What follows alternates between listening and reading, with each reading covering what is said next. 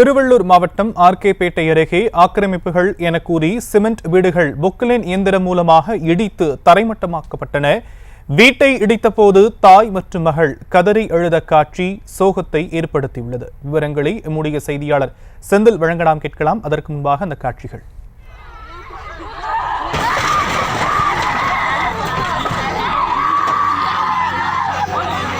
கடந்த 20 ஆண்டுகளுக்கு முன்பு ஆதி திராவிடர் நலத்துறை சார்பில் 100 வீட்டு மனைகள் பட்டா தாழ்த்தப்பட்டவர்களுக்கு வழங்கப்பட்டது.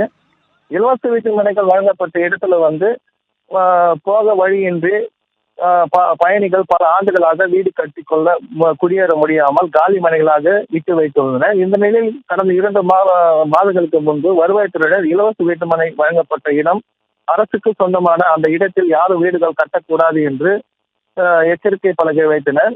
இருந்தாலும் சிலருக்கு கூரை மற்றும் சிமெண்ட் வீடுகள் கட்டும் பணியில் ஈடுபட்டனர். இந்த நிலையில் இன்று காலை 6 மணிக்கு திருத்தணி டிஎஸ்பி விக்னேஷ் தலைமையில் 200க்கும் மேற்பட்ட போலீசார் எஸ்வேஜிபுரத்தில் பாதுகாப்பு குவிக்கப்பட்டு வருவாய்த்துறையினர் 6 பக்லைன் இயந்திரங்கள் மூலம் அனுமதியின்றி அரசு நிலத்தில் கட்டப்பட்ட வீடுகளை இடித்து ஆக்கிரமிப்பில் அகற்றும் பணியில் ஈடுபட்டனர். அப்போது வீடுகள் கட்டி வரும் பயனாளிகள் கதறி அழுது தங்களது மனக்குமரை வெளிப்படுத்திய சம்பவம் ஆர்கேபேட்டையில் பரபரப்பை ஏற்படுத்தியது. தற்போதைய விவரங்களுக்கு நன்றி செந்தில். செய்திகளை உடனுக்குடனும் துல்லியமாகவும் தெரிந்து கொள்ள சப்ஸ்கிரைப் பண்ணுங்க.